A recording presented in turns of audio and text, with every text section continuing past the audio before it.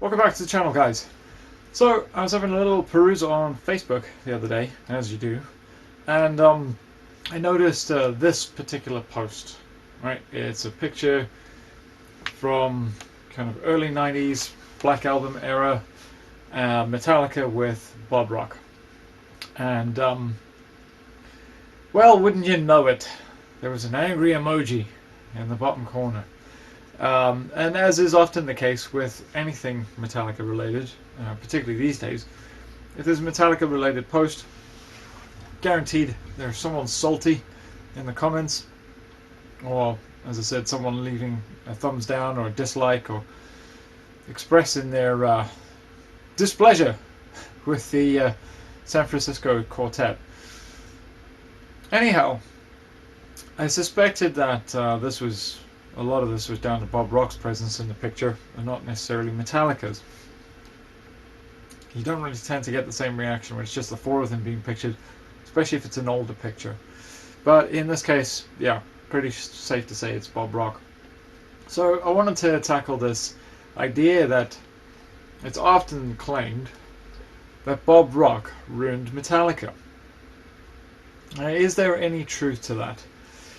So we're just going to take an objective deep dive look, and we'll see for ourselves what the truth is.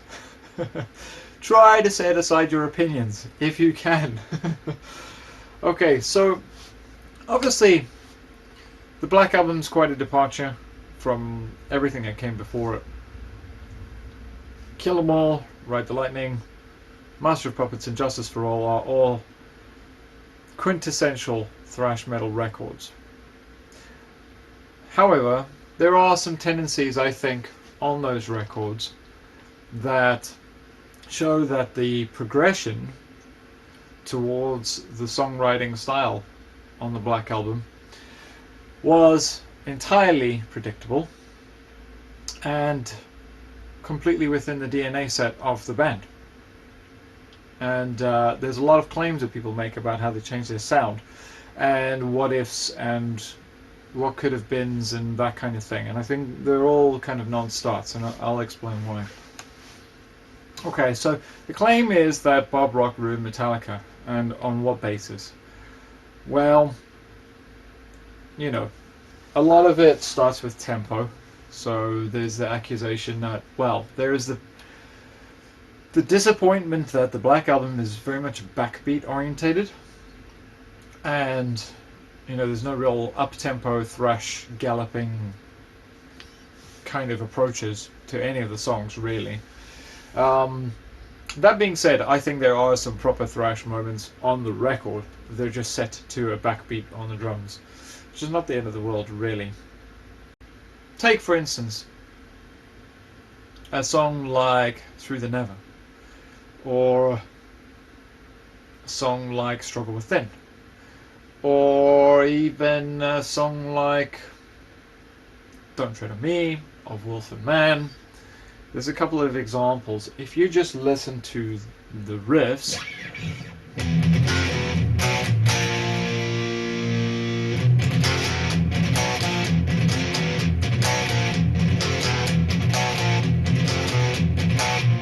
right, just that riff on its own, without hearing the drums, that's still a metal riff. There's no arguing with that. Okay.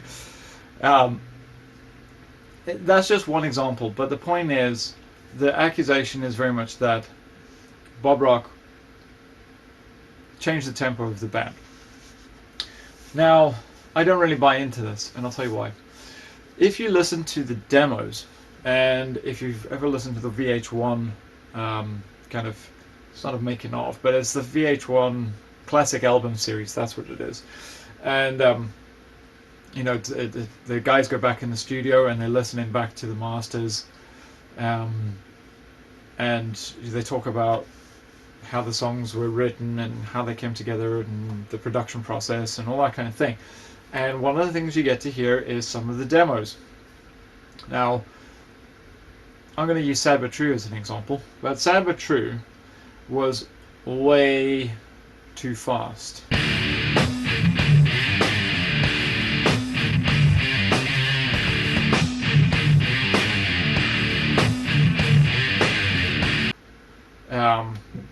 it was sort of I'm in a different tuning here, but so instead of being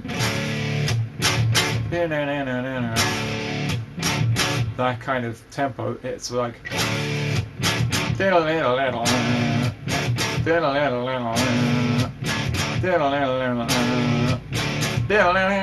know. And if you know music and you know that record, that completely screws up the song. I'm sorry, but it does. Tempo matters. You can't just write a song and have it just be any speed. It doesn't work like that. And you can't just make it fast for the sake of making it fast. And to the same point, you can't make it too slow for the sake of making it slow.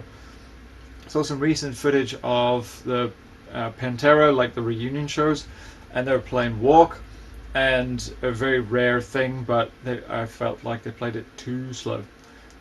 So there is such a thing as playing too slow as well.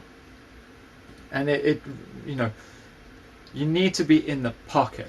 And I think that's what Bob Rock was getting at, was there's some songs where you need to back it off a bit because you're not in the pocket. And Sad But True is a really, really good example, because you lose all that thump, you lose all that crunch. It just doesn't sound right for the riff at all if you go too fast. That being said, yeah, he probably did slow down a couple of the faster tracks as well, but I don't think we're talking a lot. We're probably talking like 5 BPM or something like that, right? And that is to get the performances, to get the precision, the clarity, the punch, everything to line up in those rhythm guitar performances. But the fact still remains, if you listen to the demos, again, I'm citing Sad But True as an example, and Wherever I May Roam in particular, bear in mind, these guys came in with these songs pretty far advanced, okay? They had a lot of them pretty much in the bag arrangement-wise. Didn't have solos for them, didn't have lyrics for them. Metallica tends to write the rhythm guitars and the drums, the structure of the song, the skeleton of it. They tend to do that first, and then come in at the, after that and do the little embellishments and things like that. And the very last thing to go is the vocals, the lyrics. So, but when you listen to Wherever I May Roam, the demo for it, it's, wanna na na anywhere. Wanna na na na na there. Wanna na na na there. Wanna na na na. Wanna na na anywhere. And Bob Rock famously says that's the first time he ever got that on a demo. Wanna na na. So it even shows you that Hetfield had the syllables, the syllables and melodies, the skeletal structures of the songs. Most of it was there.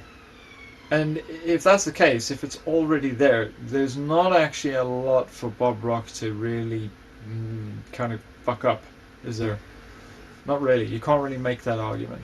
So what did Bob Rock do? Bob Rock brought his mixing prowess, and you have to, if you're any bit sensible, you have to admit that that is a fucking awesome bit of mixing. It's just, if you like metal bands that exist today and their production styles, they owe it to what was achieved on that record. And others like it, admittedly. Dan Huff did some great work with Megadeth. And Fleming Rasmussen before Bob Rock. There's a lot of people that did a lot of great work. Obviously Terry Date was starting to really come into his own. Colin Richardson was hitting his stride in the 90s. But anyway, my point is, that was the big one. That was the one where everyone was like, I want that weight to the record. I want that cut and clarity, the bottom end, the punch. It was all there, and it had ambience. So, yeah. I think the other thing that Bob Rock brought, which was really, really critical, actually, and it's something that Metallica are kind of, in my opinion, kind of lacking a bit now. They're a bit closer on 72 Seasons with some of this, but it's performance. So I'm going to caveat that 72 Seasons performance thing with the fact that they haven't got it right with Kirk yet, but James has definitely done a better job than he has done on other records on 72 Seasons with his vocal delivery. But Bob Rock pushed James really, really, really hard. Famously, he lost his voice during the recording of the Black Album. But the point is, he pushed him really hard to have the grit, the attack, but to have the notes and not be too monotonal and not sound forced, but sound natural, sound like the actual person who's singing it. And Justice for All, as much as I love that record, the sound of his vocals are a bit forced. Okay, you can tell he wants to go to a lower timbre, but he's kind of pushing it a bit too hard. It's just forcing on the vocal cords. It's not a great technique, but I mean it fit the music. There's no problem with it, but it's not sustainable, and it's not the best sound he was capable of. And the previous records were too high in timbre and probably lacked a bit of the punch and aggression that he was looking for. Bob Rock knew how to kind of get him there, and I think it's undeniable what they achieved vocally on that record. And that, in essence, I think is that in combination with the songs that they brought to the table, that there's in the band, those things in combination at the right time and the right place, which was the opening to the 90s, that combination is what made that record a hit record with so many hit singles on it. And it's only because they all got played a lot that people got sick of them, and it was insanely popular, and then I think people kind of reacted against it that way. I think you would have always had a group of people who were like, look, it's just not my favorite record, I prefer the faster stuff. Fine, that's cool, fair enough, I get that. I totally get that. I mean, for me, Master of Puppets is the record.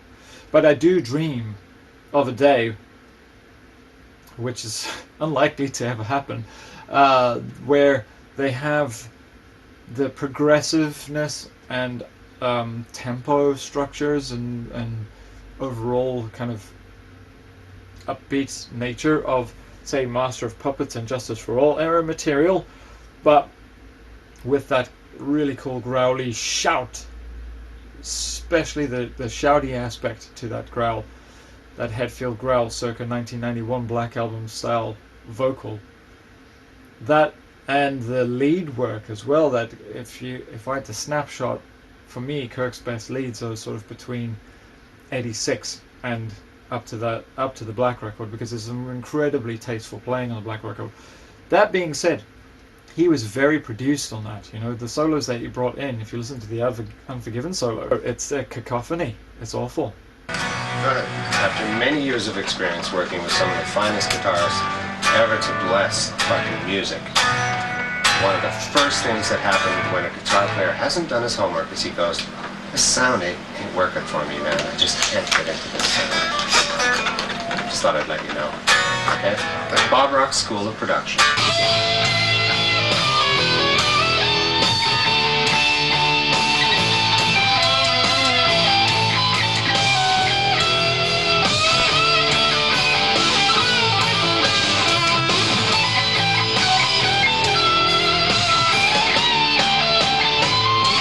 What I said about guitar players that don't do their homework. Never. And Lars, primarily, bless his socks, produced Kirk through that, and Bob as well. But the point is that they were pushed. They were pushed hard. It was not a fun record to make. It was hard work. They fought a lot, and it was worth it. The sweat, the blood, and the tears brought out something great. Okay, may not be to everyone's taste, but it's a great record. Sorry, that's undeniable. But my point is if you hate the Black record, and that's fine, that's up to you. That's for your, that's your opinion. You're entitled to it. No one's forcing you.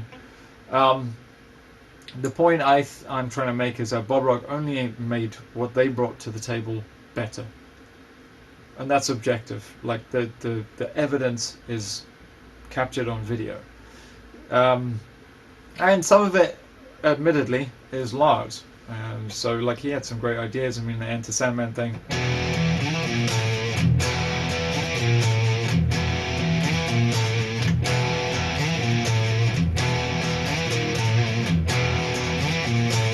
I mean, that's what Kirk originally had. It's a good idea, but it's only a little smidgen of an idea, and it kind of goes nowhere. And then that tail bit, it was Lars's idea to move that so that it has a tail every 4 cycles.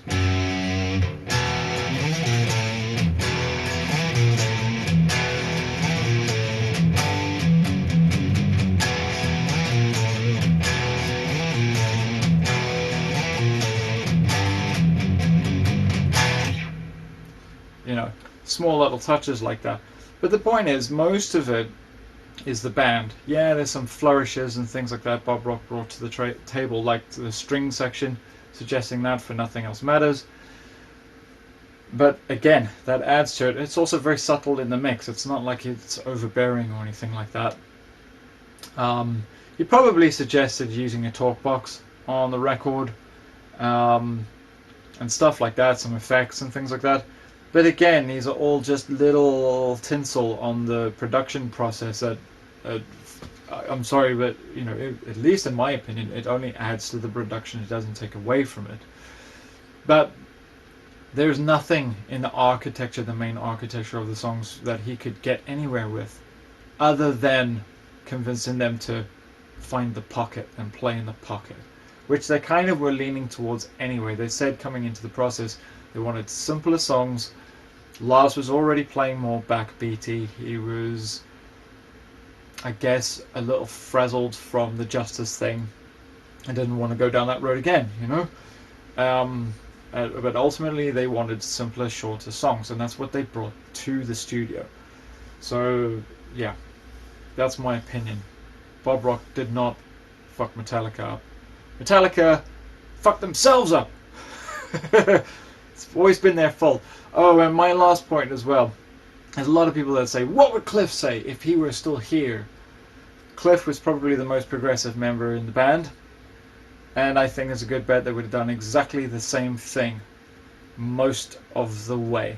But after the 90s, say load reload territory, it's hard to say where the deviation is, and they move further and further away from that influence of Cliff. But I think it's still there in the band. They're shown on their last couple of records. They're still into dual guitar harmonies and things like that.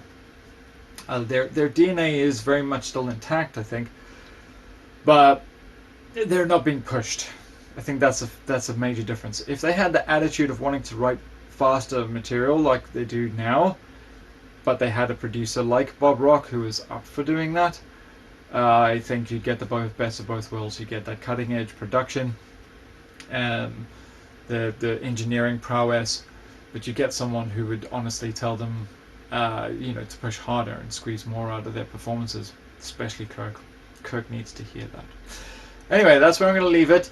I'm going to be off for a while, and so I'll be away from the channel. But thanks for joining me, and I hope to see you as soon as I get back. Thanks very much. Bye bye.